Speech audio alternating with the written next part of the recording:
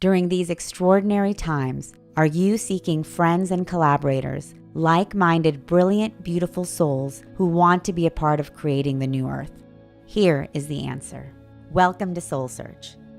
Soul Search is the high-frequency global online destination for spirituality and consciousness.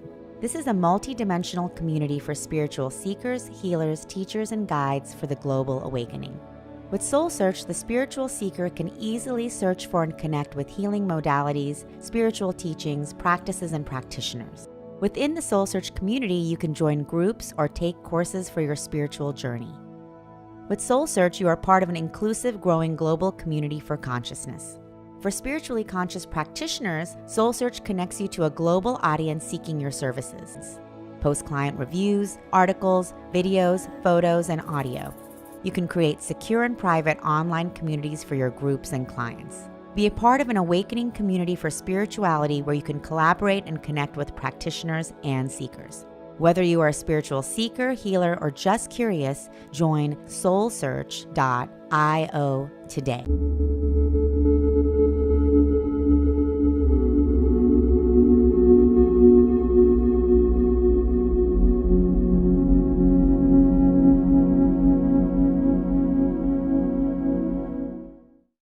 I'm so honored and excited to be able to introduce my dear friend, sister, and land neighbor, India, Zoe Prema. I'm so excited she's here with us. She's amazing. She supports people through their awakening, through their shadow work or shadow bliss or shadow play, as we sometimes call it. She's really, really gifted as a seer and a behavioral tracker. And I've actually had the pleasure to work with India with my sacred union, and just she's really amazing at holding a safe, sacred space to help people awaken to their own part in everything, right? And so that part of awareness of awakening up to our shadow is what liberates us into our light side and actually allows us to expand instead of continuing to expand and contract and expand and contract. This is that deep work that allows us to liberate into a higher ascended space. So India is amazing. She does workshops, she works with couples, she works with individuals. And she just wrote a book that's coming out in the spring. India, you'll have to, I know the name has changed a few times, so I don't want to get it right. It was Unearthed. I think it's Burning the House Down, which is really exciting. Is that right? Yes. Burning Down the House. Burning Down the House. And I've helped her with her book process, and it's coming out in the spring. Welcome, India. Thank you. Thank you. Oh my God, I'm so excited to be here. And coming on the tail end of Neil. And that was like a lot to take in, even in the last 10 minutes. But it was really awesome. And the thing that he said, which is going to lead me into what I'm going to share today, he said, how are you going to experience the light without knowing the darkness? And, you know, this is all very multi-layered. And it's not just a flat, we are in a multi-dimensional state. We're in a multi-dimensional galaxy. What's happening out there is happening down here. And so for me, the shadow is the foundational piece for expansion and to be able to hold the frequency, if you will. And this has been my own experience. I mean, I went higher than a kite a few years ago. Everything was in synchronicity. I couldn't believe everything that was transpiring for me. And I hadn't looked at deep into my shadow or that layer of it. And I just came crashing. And I was like, oh. And so, you know, I didn't really realize it at the time. And then as time went by, and then I went more into my shadow again and peeling back the layers of the onion, I started to see the universal law of what was transpiring. And there are so many different perceptions, so many different viewpoints. I don't know what the truth is. All I know is what has transpired for me. And working in the shadow is the piece that unravels us, so that way we can start to rebuild and look at the our conditions, our beliefs, our perceptions, where all those stem from. And, knowing and embodying all aspects of ourselves from the inside out is the foundational piece. It's where we can hold the frequency, it's where we can expand and work from that place. And it's understanding ourselves. And for me, this is done through the shadow. It's the shadow, and why I use shadow bliss and shadow play is because it is also work. But it doesn't have to be scary. And most of us see the shadow as a frightening place to be, and a frightening thing to have to look at. Like we want to disown it, and we go into struggling where why our troubles are of our own making. And so when we can go into what I like to refer to as a treasure hunt, then what transpires is we start to look at those things as opportunities for our growth and ultimately our expansion. So, it's a part of a spiritual rebirth. The shadow can also be a part of the dark night of the soul, which is a very deep and profound process. I actually spent 5 years in the dark night of the soul, and the shadow can be components of that. And in my journey within the dark night of the soul that I didn't even know I was in, is that it was a complete and utter collapse of my entire existence. It is a soul rebirthing. And being in it and experiencing that depression, the anxiety, I didn't want to hurt myself and I didn't want to hurt someone else, but I didn't want to go on living. And it was a really scary place to be. I was full of anger. I was full of rage. I was the victim of all of my circumstances consistently. And my theme was like justifying my story. If this happened to you, you would feel this way. If that happened to you, you would feel this way. Even when I had 10 life crises happening in 10 months, I was still the victim of all of it. I mean, I had a nervous breakdown. And the shadow was a part of that, but it was so much of my shadow that my higher self just rattled my world beyond my comprehension. And once I came out of that and started really deepening and deepening and deepening my work, my self-work, I started to see the parts of the shadow and why I ended up in the dark night of the soul. And it's because I wasn't listening. And I didn't know anything about energy. I didn't know anything about vibration. I didn't know anything about frequency. I just was experiencing that life was happening to me. And one day I realized that it was happening for me. And that was when everything shifted. I also started understanding about contracts and agreements when the seed had been planted years before, and things just started to come into alignment for me.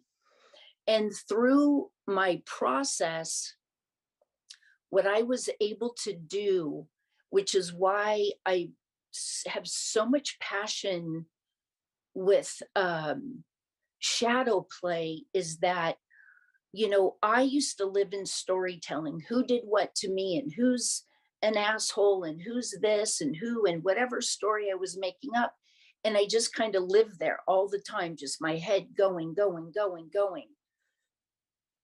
when I started going into my own really deep work and unwinding and unwinding and unwinding, over time, what I was able to do is that I would be in a place and then something would happen and I would dip into my mind, into my ego, into my judgment, into my arrogance. But I just dip and then I work myself out of it very quickly and I come back up and I'm like, okay, this is mine. This is mine. I don't live in that place anymore. And that is a part of sovereignty as well. You know, we have the physical body, the emotional body, the spiritual body, the ethereal body, and all the bodies have a part. All of the pieces have a part in our existence. The 3D, the shadow, the energy, the ethereal, the ascension, it's all part of the whole pie. And this is where the shadow comes in and we give it names and we embrace it and we learn to love those parts of us because that's what makes us whole. We have both dark and light that we hold all the time, like yin and yang. It's where are we finding our balance? It's when we lean one way or the other, it's is where we go off balance. And you know what we do, what I do in my work, and I work primarily in groups.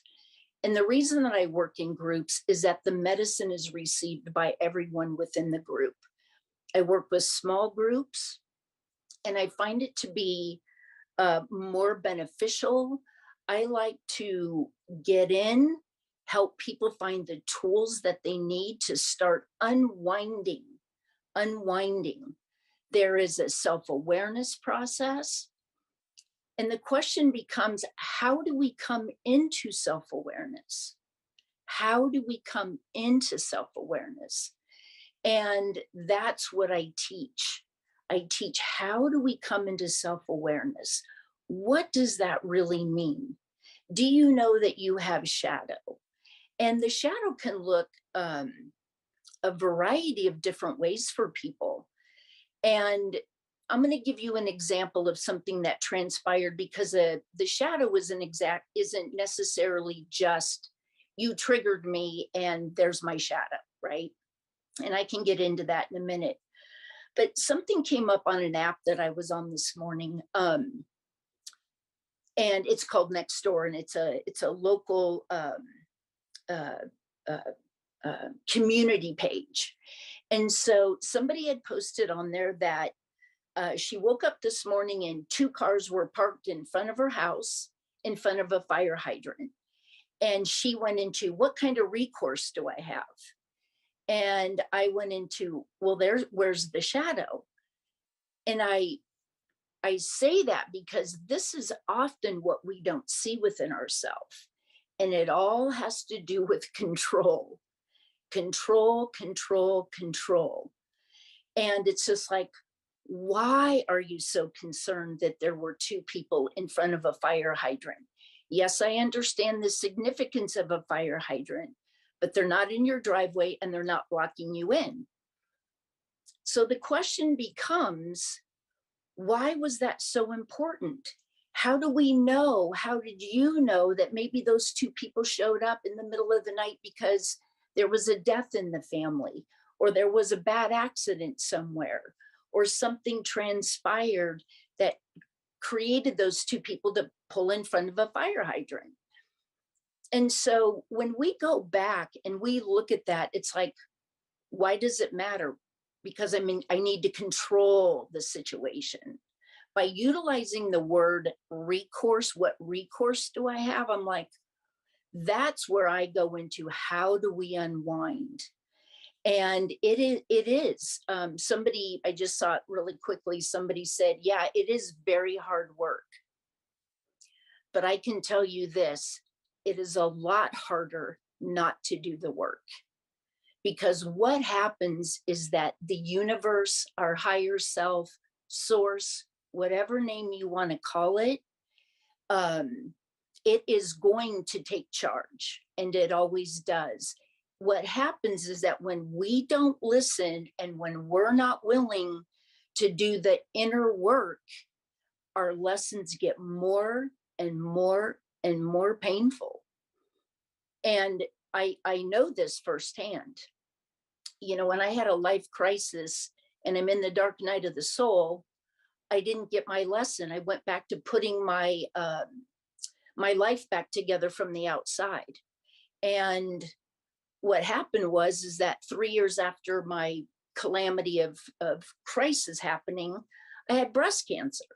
I go through a year of treatment, and then when I start firing on all cylinders or a few cylinders again, I realized, I was like, wow, I'm not living where I want to be. I'm not where what am I doing? And the universe put me in this yoga studio in San Diego County, and my whole world shifted. And it shifted because I was in that yoga studio for 6 days a week for 9 months, rehabilitating my body. And that was when I started to hear a new language. That was when I started to understand the difference between the head and the heart, which also plays a big part in the shadow, because it's looking at ourselves and realizing, this all comes back to me. I get triggered, and most of us go, you really pissed me off. You did this, or you did that, or you said this, or you hurt me. And we attach these things that the other person did. Those triggers are such beautiful medicine for us. That is where we receive the medicine or not. It is a fork in the road. And what I mean by that is that when we get triggered, doesn't matter who it is, when we get triggered, we automatically go outside of ourselves. We go into the linear way of seeing it. What the circular way and the trigger opportunity is to receive the medicine is to stand back and go, why am I really upset here? Or why am I angry? Or why am I feeling jealous? Or why am I insecure right now? Oh, that has to do, and we start unwinding. We start unwinding. This is why I said earlier that our troubles are of our own making. The way that we look at the trigger that you did it is being the victim. It's the victim. And I lived in that space until I was 55 years old. 55, and I'm going to be 60 in a couple weeks. And it was a frightening place to be, being that old and realizing, wow, I had given all of my power outside of myself, all of it.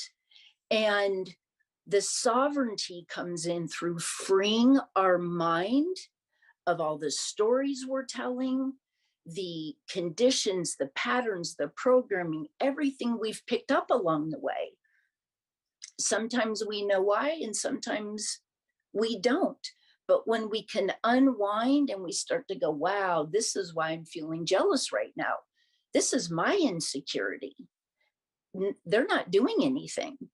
And when we start seeing ourselves over and over and over, when we go inward to look, we start to realize that we have work to do. When we stay outside of ourselves, then we know that we will never be able to understand that we are the creator of our reality. And this is where the freedom and the sovereignty is a part of it. It is freeing the mind. And when we start to free the mind of the stories that we are creating, we eventually soften. We soften and we start dropping down into the heart, down into the heart. And then we start to have more mature conversations. We start to listen to people differently because we're softer. we can have more compassion, because when we have compassion for ourselves, we can have compassion for others. We cannot give away what we don't have. And when we do the inner work, then we have more opportunity. And Neil said this somewhere, is that then we turn around and we share. We share, this is what the wounded healer is. I did not set out on this path. I had a beautiful career for 21 years that I am still passionate about. And the universe went, we need you to write a book.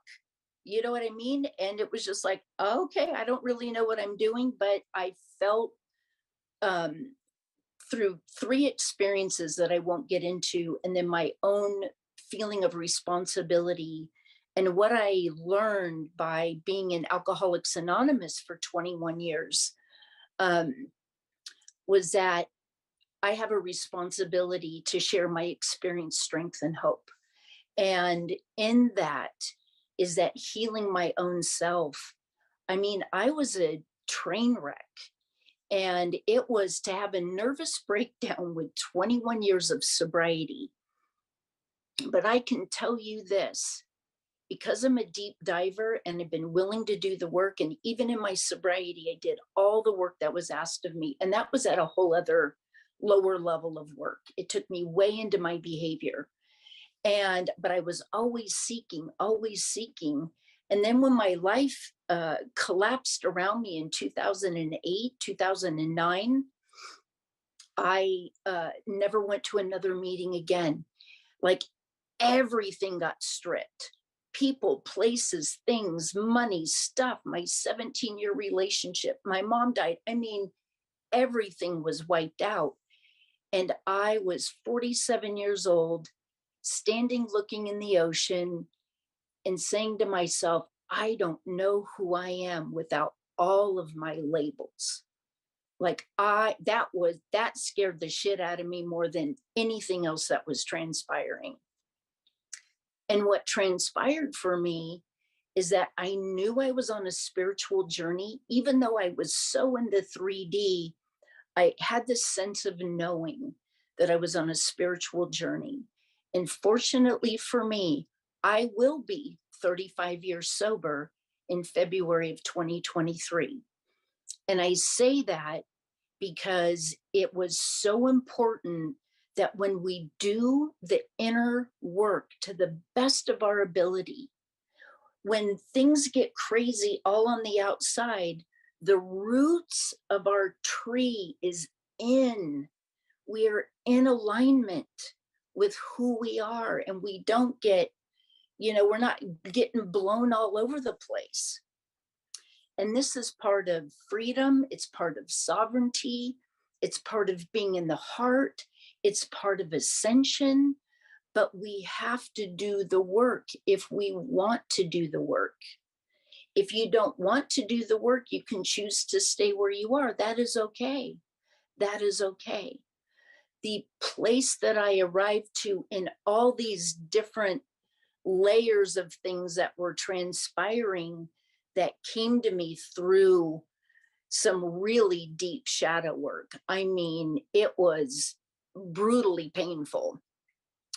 And I don't have to go down so far anymore all the time. I'm like, oh, I recognize this.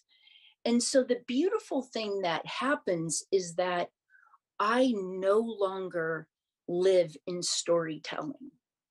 And even as recently as a year ago, in September of 2021, that was when my book was originally going to be launched. I had just moved to Sedona. A week later, it was supposed to be launched. And 2 really big things happened 4 days before and 2 days before, in which the book didn't get released. And I had a meltdown. I gave myself an hour. I gave myself permission to feel the disappointment, because I knew what was happening. I knew what the universe was doing. And I was like, okay. And somewhere, and so my book still isn't released. I handed it over to a ghostwriter to do some beautiful work with it. And what transpired is that I was able to, first of all, let go of the control of when I believed the book needed to go out, because it's already in its divine timing. Lesson learned by doing my shadow work. And then the second thing that transpired is that here was a piece of my storytelling. Somehow in my mind, I believed that my book and all the shit that transpired and how I got to where I am now needed to be first, followed by my work coming second. Like the book validated why I do my work. And when I let it go to the ghostwriter and completely let it go, I stood there and I was like, why did you believe that was what needed to happen? Nobody ever told me that. And I created a story in my head that I then had lived by like over a year. And I was like, wow, that was quite interesting. It didn't do any harm, but one more time, I was like able to observe my own behavior. Where did that come from? Why did I believe that? Why did I make that up? Why was that in my head? And these are the things that we do. And we make all of our decisions are based from our deepest wounds. Because when we're in the trauma and the crisis of what has occurred for us and the stories we tell ourselves and our low self-worth, our self-esteem, our lack of confidence, not being good enough, I mean, all of that comes into play. And it's really liberating to be able to understand all of who we are. So I was going to wrap it up, but I wanted to not wrap it up, but I wanted to bring this one piece in. I talked originally at the very beginning about control. The opposing side of control is surrender. And surrender is a tricky place because it's different, I believe, than just letting go, because things come at various levels of depth and pain in our teaching. Some things we can let go really easy, and other things we are like holding on to. And it's so fascinating to me in our human behavior that when something is uncomfortable, but I know it, it's familiar, I can see it, I can touch it, but man, I'm uncomfortable. Whether it's in my job, whether it's in my relationship, whether it's in my home, whatever it is, I'm uncomfortable, but I'm not willing to trust. What I'm saying is that I'm not willing to trust and have faith that this is uncomfortable because it's run its course. And when something runs its course, we can let go. And yes, that is burning down the house. It's the phoenix. It's rising from the ash of who we are. It is part of the rebirthing.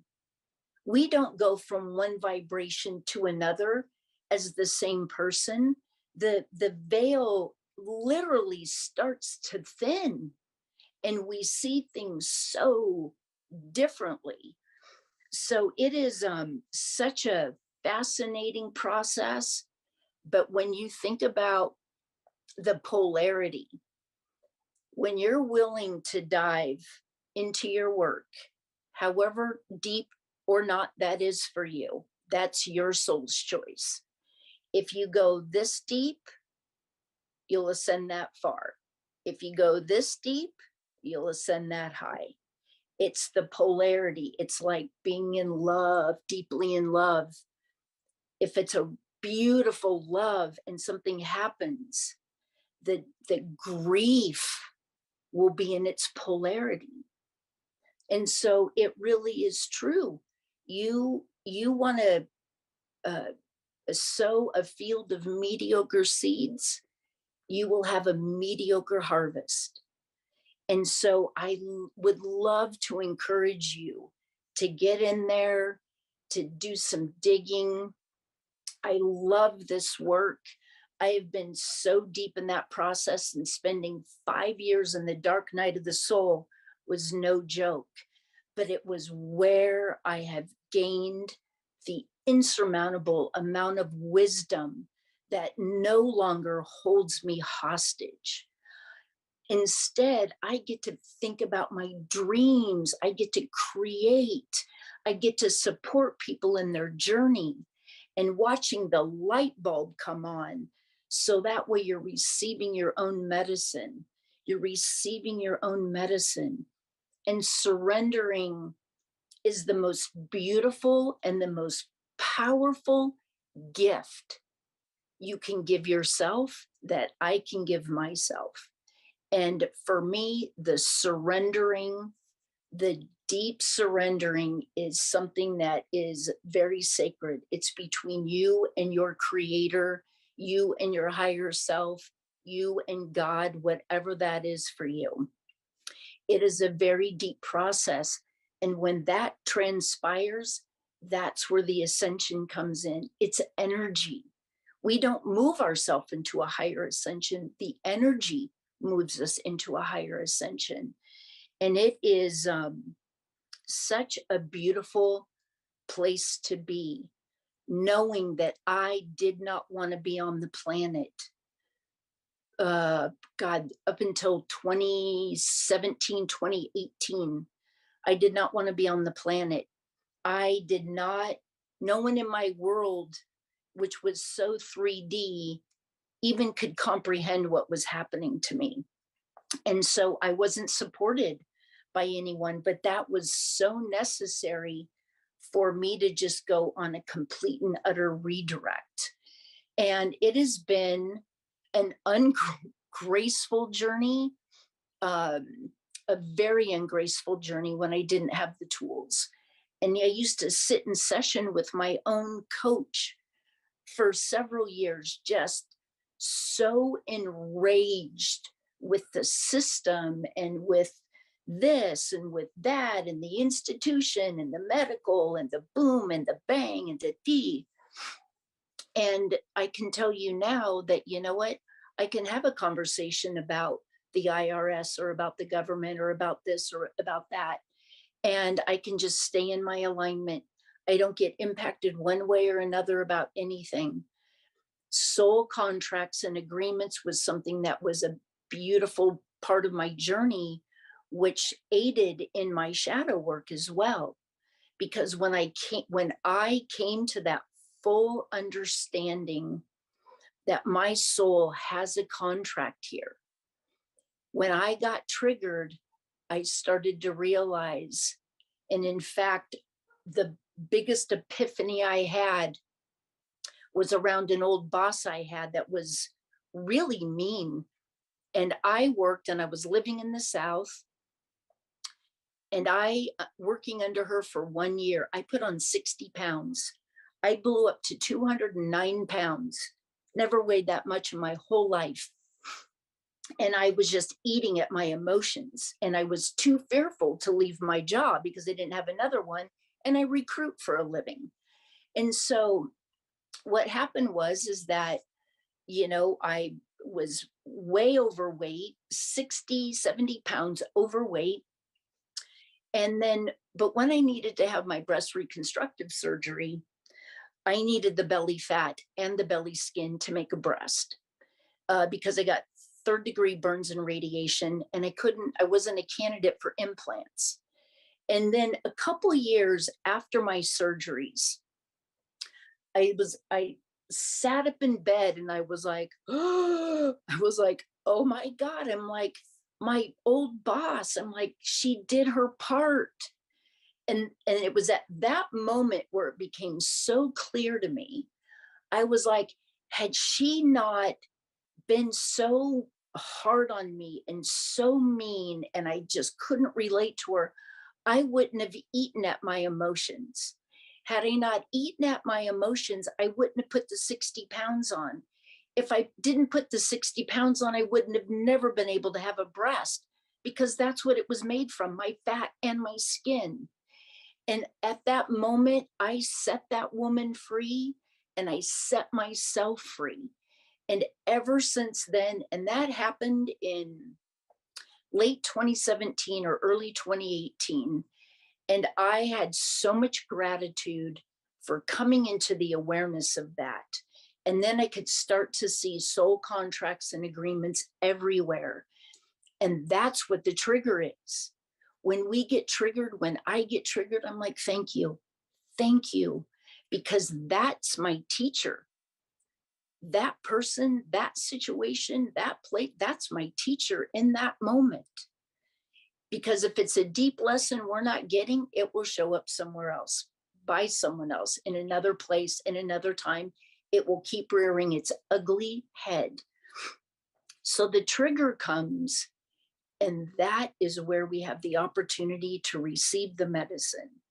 When we do that, that's where the gift comes, because the gift is the wisdom. And then next time we're in that situation, we go, I know what this is. I know what's happening here. And then we start unwinding ourselves. And this is the beauty of the work I do. It's understanding our need for control, and where is that derived from? Because if we don't understand the root of it, it will continue to reoccur. So we get in and we unwind and we unpack and we reprogram the way that you look through things as it pertains to you. And then surrender, it's the most beautiful thing. It is all the process. It's all the process to freedom, to sovereignty, and to ultimately to our ascension. So I have no idea how long I've talked. Hey, India, you're doing great. You're just right on closing time, but we did want to open it up to anyone in the audience that if anyone has any questions, just type into the chat for India. It's funny, as you were just talking, I just thought about the most recent thing that came up for me, and I was thinking about it differently, because I'm like, what is the medicine in this? Why did this happen for me? So I was really in that process with you. So thank you for the deep wisdom. And I've had the pleasure of receiving your medicine. And it's so funny how there's so many things, we have blind spots that we can't see, right? Thank you so much. Yes. It's so beautiful. And I just love how you brought the shadow work aspect into this, amazing conversation about ascension that we've been having all day, and really segueing from what Neil was saying in terms of shadow work, without the shadow, where is the light? So, this is exactly what it is. And we do have a question coming in from Diane. She's saying, thank you. What is your daily self-care ritual energetically? Beautiful question. Yeah, it's a very beautiful question. So because I get really bored easily, I change my rituals up. And one of the things that I do is I can either go out to our guardian tree in the morning. We have this beautiful, we call her the guardian. I will either spend time with her. This morning I walked out into the garden. I was listening to some beautiful mantra. I'm barefoot. I will take my Vespa out. It clears my mind. I will listen to meditation. I will sit in silence for hours. I will do a variety of things on how I feel that particular morning. Sometimes somebody sent me an early birthday song yesterday, and this beautiful song was like just looking into the sunlight. And so, sometimes it's just going out and just putting my face towards the sun and just being in gratitude for that. Yes. Awesome. Does anyone else have a question for India? Let's see. Yeah, well, I do want to reflect, India. A lot of people were saying, I needed to hear this today, and this message is for me right now. So obviously you're hitting a chord, as we all have shadow play or shadow work to do. And I do like how you say it's more painful to not do it, because that is so true, because then you're literally always left wondering, why does this always happen to me? Yeah. or Yes. whatever your version is. Yeah. I mean, the freedom that I have experienced in my mind, in my energy, in my heart was so worth. And let me tell you, I would not wish upon the dark night of the soul to anyone. Mm. Joseph has a question for you. He wanted to know if you still attend AA meetings. I have not been to an AA meeting since somewhere late in 2008, maybe January of 2009. So just to follow up on that, what has shifted, and do you feel like the trauma that you've released and the shadow work you've done has helped you to stay sober? I guess is my question, because yeah.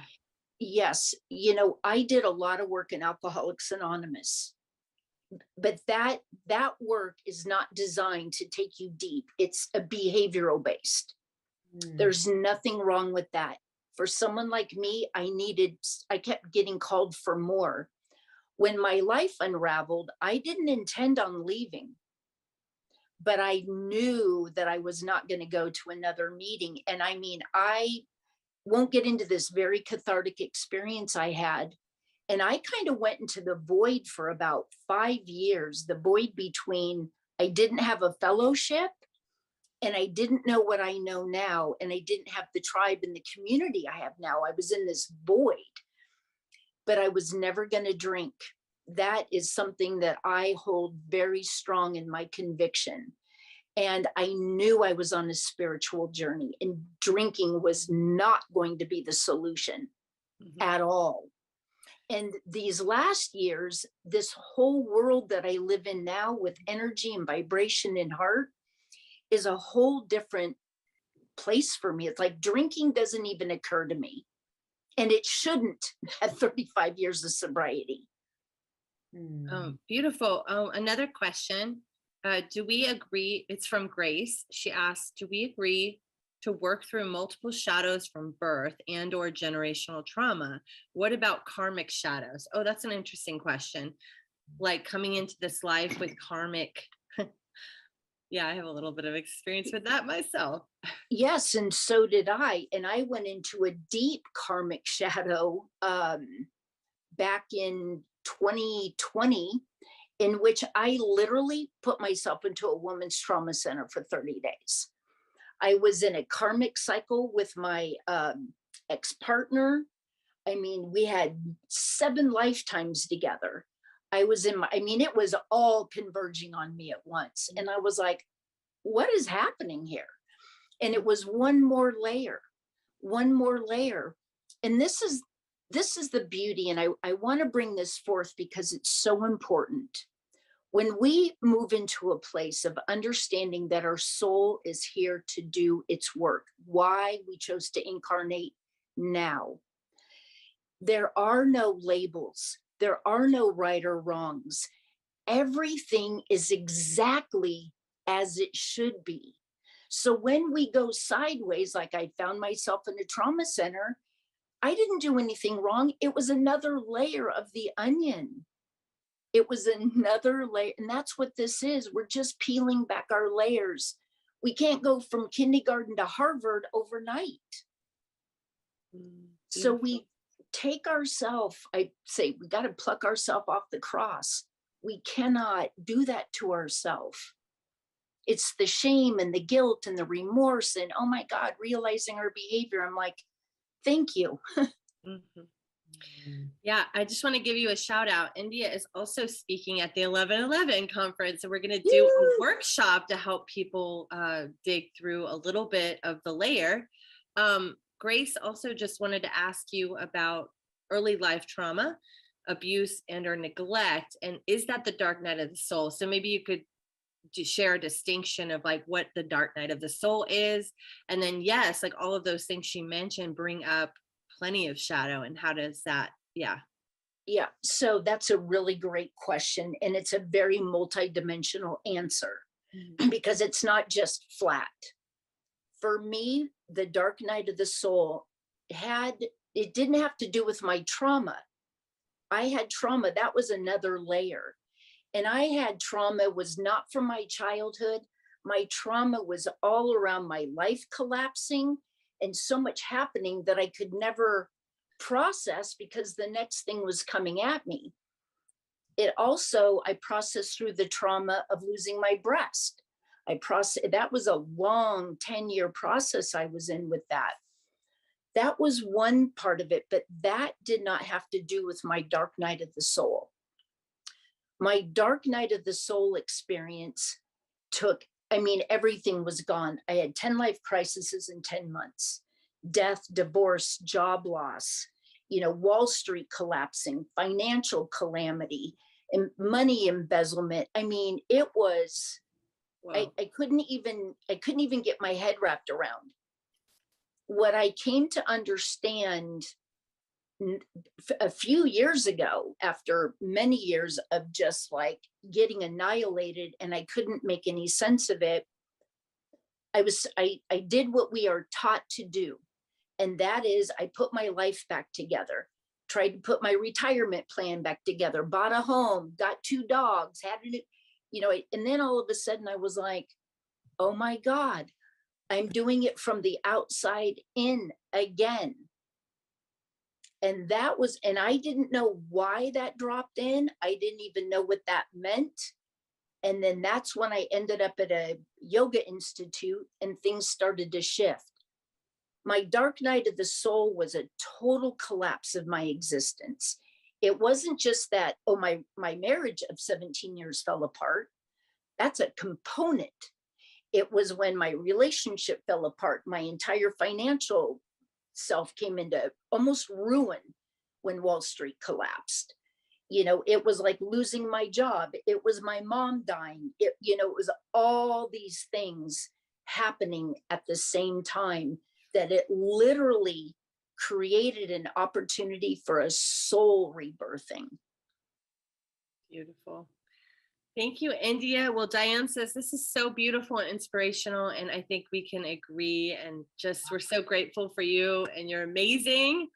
One more thing, India, just to go back to Grace's question, what about the early life trauma and abuse or neglect? How would you put that in with the dark night of the soul or with shadow work? How does this play in? Just because I think it is an important question. It is. And I will tell you this, I am not a trauma therapist. I can take people very deep in their shadow, very deep in their programming. But when there is trauma involved, it's why where I do my work, I have a trauma therapist that I work with, because that is a place that I am not trained and it can do some damage to people. So I am not a trauma therapist, but that is a beautiful question. So thank you, Grace. Wow. Well, thank you so much, India. This has been really beautiful, very heart opening for us, because this is part of the ascension. We are human and we're here having a human experience, and that includes the chaos of life. Yes. Mm-hmm. But it's so interesting, because when we talk about, like dropping into the heart, it's just like, well, how do we do that? We don't just wish our way in there, not with baggage, not with all this stuff we're bringing forth. So let's open the bag and let's start taking, what's in that bag? Lightening the load. What's in that suitcase? I love the part where you said, if you go up this high, like it basically, because that was the experience I had when my boyfriend passed away 12 years ago, was like all of a sudden it was the deepest grief I had ever been through, but it actually really expanded my capacity for expansion and love and really appreciating life in a whole different level. So that's totally been my experience of like, when we go through these things, if we are able to move through the shadow and really receive all the gifts, then we're able to go deeper and we're able to go higher and wider and lighter and all of it. So, India, this is so beautiful. We have Dana next, but we have about 10 minutes, right, Tangela? We thought we would just ask the audience to share what is something from the whole day that you're taking with you that you received. It could be from India or it could be from any of the other speakers. And we'd be happy to bring you on camera to ask it if anybody feels called to share their voice or show their face, or you can just ask in the chat. But we would just love your takeaways, like what has been super valuable that you're going to walk away with and remember. That's what we'd love to hear. And yeah, if there's anything that you want to share.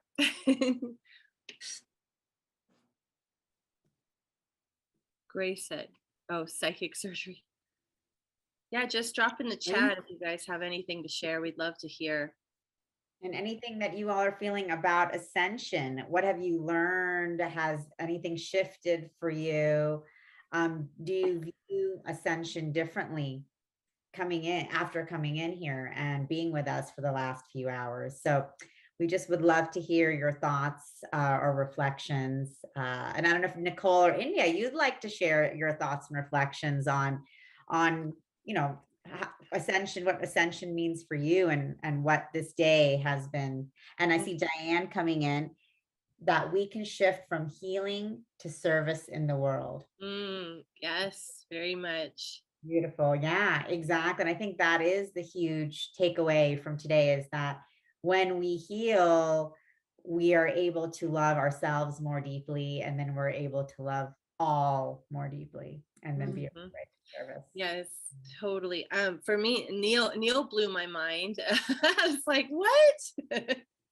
And actually every single speaker has so far. And Kalina, I had a very big activation opening with her, especially when she started speaking the fairy language like that. I know that I've had a past life as a fairy. I've actually been told that by some random woman at an event. Came up to me. She's like, you're my fairy sister. Like, she recognized me from a past life. So when that was happening, I was just like, oh my gosh, like my physical body was lighting up. So that was really powerful.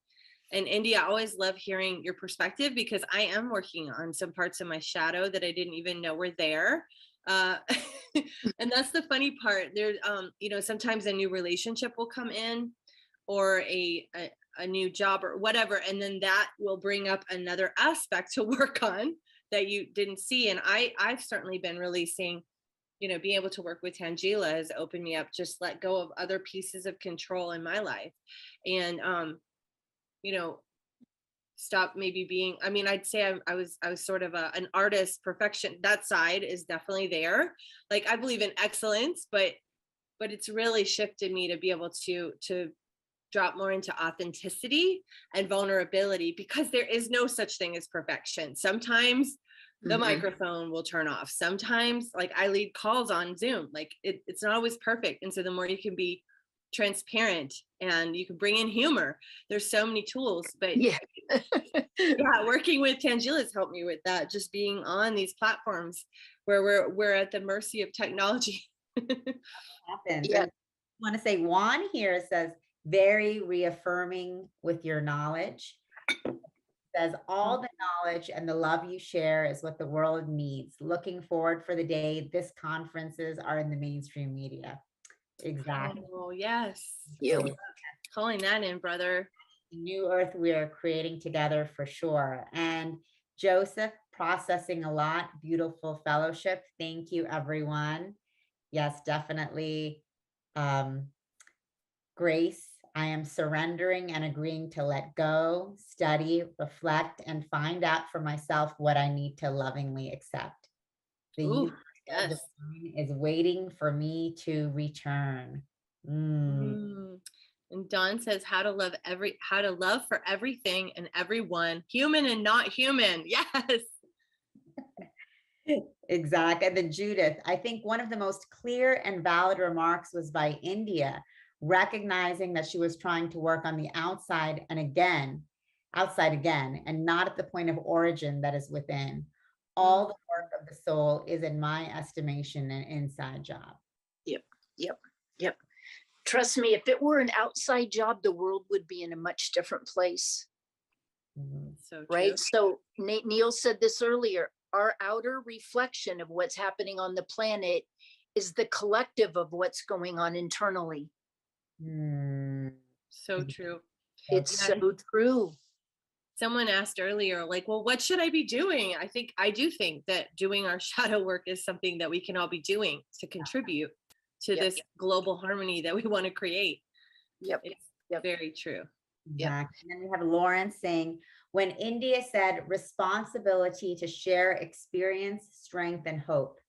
This has been the mindset I've had in my creating as well. So it was truly validating. And that is so beautiful to see, and that's what I was so beautiful what you shared, India, about the importance of doing our shadow work and then being able to share that experience, understanding that that's not your weakness. I mean, all of this dark night of the soul that you've experienced and been sharing with us, that sharing is inspiring, giving us hope, giving us strength, everyone who's listening, and realizing that we're not alone in this process. We're not alone in this ascension. And the ascension is not just like a rocket ship up, there are a lot of things that we are navigating, and we can do that together, which is beautiful. So Yes. Yes. And that's why I said earlier that we cannot give away what we don't have. Right. So when we learn and we embody what it is that we are sharing with others, then we have something to give away. We've experienced it. We don't know what we don't know until we've experienced it. Beautiful.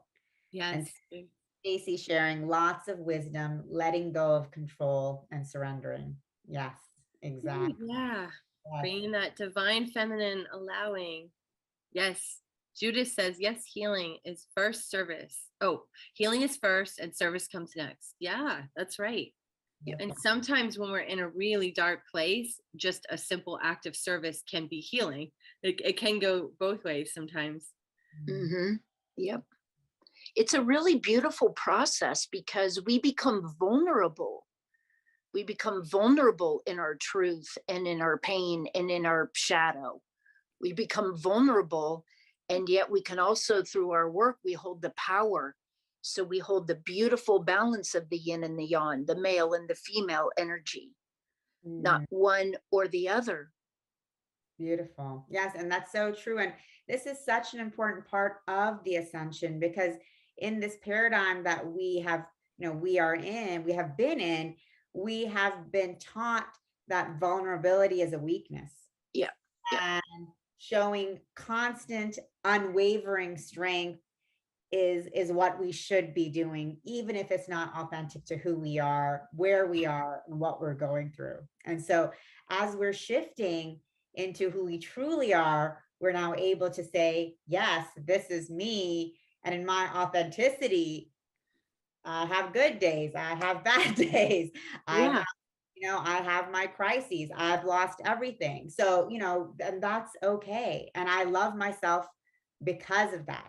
Not I'm finding to love myself despite of that. So this is a huge part of the ascension, because it is like, like Judith, like Stacey was saying, letting go and surrendering to who we truly are, and loving ourselves for it and through it.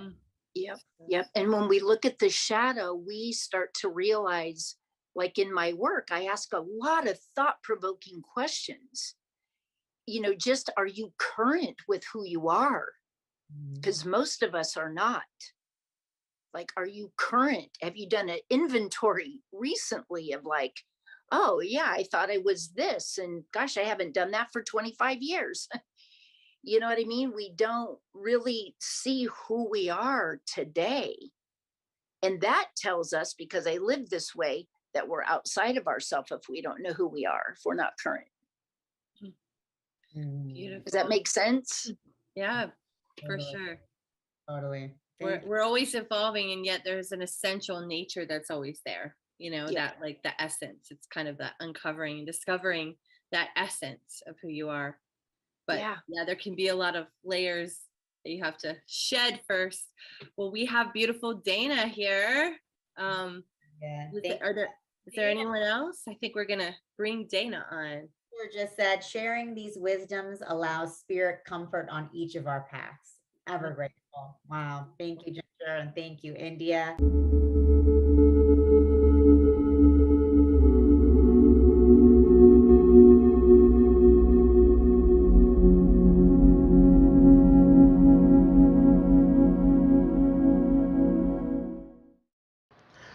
Thank you so much for tuning into this podcast. This is Neil, founder of Portal to Ascension, and just closing out this podcast here and letting you know that what you're experiencing are all types of presentations that we have on Portal to Ascension. Such a wide variety, different audio clips from conferences that we do, and then other interviews that we have also on our YouTube. And I want to take this moment here at the end and just talk to you about a few upcoming things with Portal to Ascension. We're really excited because 2023, we're really blasting off, and we have a few conferences. We have Portal to Ascension San Diego, April 21st, 22nd, and 23rd. We have Portal to Ascension Glastonbury in the UK. Hope to see some of you there. That's August 11th, 12th, and 13th of next year. And then, or 2023 if you're listening to it now. And then we're also taking a tour of people to Egypt, guys. And we're going to go from September 7th. We're going to have the Hertax with us, JJ and Desiree Hertax, like you might have experienced on that channel. Joan of Angels is going to be with us, and also Alan Steinfeld. And actually, I have Joan of Angels here with me right now, so I'm going to just hand it over to her and get your input, Joan, on what we're going to be experiencing, your excitement, and all of that. So this is a critical time in our history on the planet, and 2023 is this reawakening of it's just our reawakening of our spirituality and our transformation along this ascension timeline. So these events are designed to really awaken you, to really bring you to remember who you are, why you're here, your galactic origins, the power, the personal power we have within us to shift into the planet that we really want at the most optimum of potential, to align our body, mind, and spirit to get there. So these, just to be together in person, activates forgotten memories, activates light codes, activates DNA, and most of all, activates your happiness cells, because the joy in coming together is just extraordinary. So we invite you to come and be with us in any of these events around the world. And even online, we try to create that same energetics. So we love you all, that we are creating a mystery school that goes around the planet and off planet. Exactly, yes. And just a few websites for you. So firstly, of course, the main website, portaltoascension.org. We'll have everything there. You can sign up and get 1,000 plus, well, it's over 3,000 at this point, hours of free conscious content, like a streaming platform where you can browse and all of that.